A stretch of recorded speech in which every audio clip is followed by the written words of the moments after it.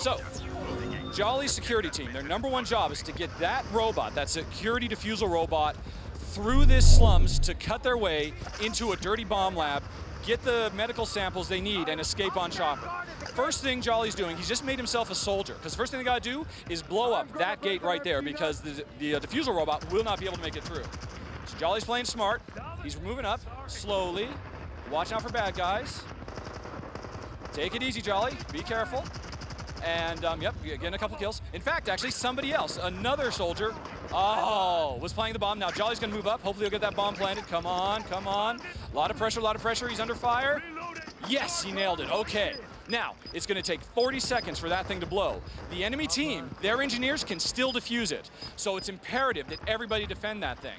Meanwhile, as a soldier, he can also make sure that everybody is full of ammo. Nobody's ever gonna run out of ammo. And the ammo Jolly's handing out today is armor piercing. So he's also giving a boost to everybody on his team.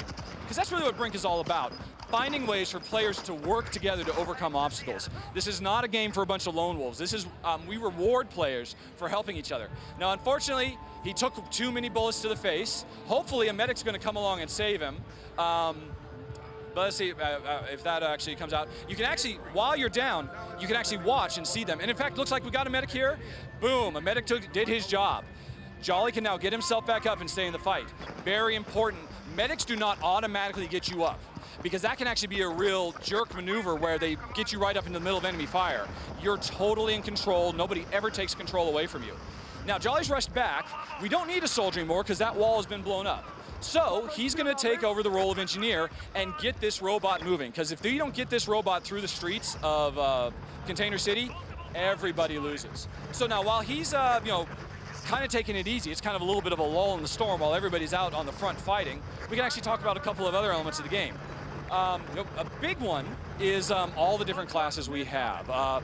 We've seen soldier, we're working on engineer right now. Jolly, buff your gun. One of the nice little perks a level 1 engineer has is he can give himself a golden gun, bump up his damage by about 20-30%, or 15-20%. He can also do that for all his teammates, which is so important that everybody can always help everybody else out. Jolly, run up the wall. Show off. This is another really cool element, parkour. All he had to do was hold down our smart button, run right at that wall, and he was up and over in a great position to flank the enemy. He's putting down a turret. That's gonna cover it. Now you can go back and watch the bot. That turret's gonna take care of business while he's still getting this bot through the streets. So that's kind of an example of the tactics you can have, in the middle of gameplay. Looks like the enemy are coming to try and slow down that bot. Unfortunately, Jolly is by himself. Oh, and he goes down hard. That's a heartbreaker. And he got flashbanged on top of it to add insult to injury. Now, our system for the way it happens when you die, every 20 seconds, there's a new respawn wave. You get a new chance to come in. You never have to wait very long to get back into the action. And the action always picks up where you left off. It gives you that opportunity, though, for medics to come along and revive you. Jolly didn't opt for that. He went on ahead and restarted. So, Jolly, actually, why don't you show medic yourself? Because the medics are not doing their job today, I don't think.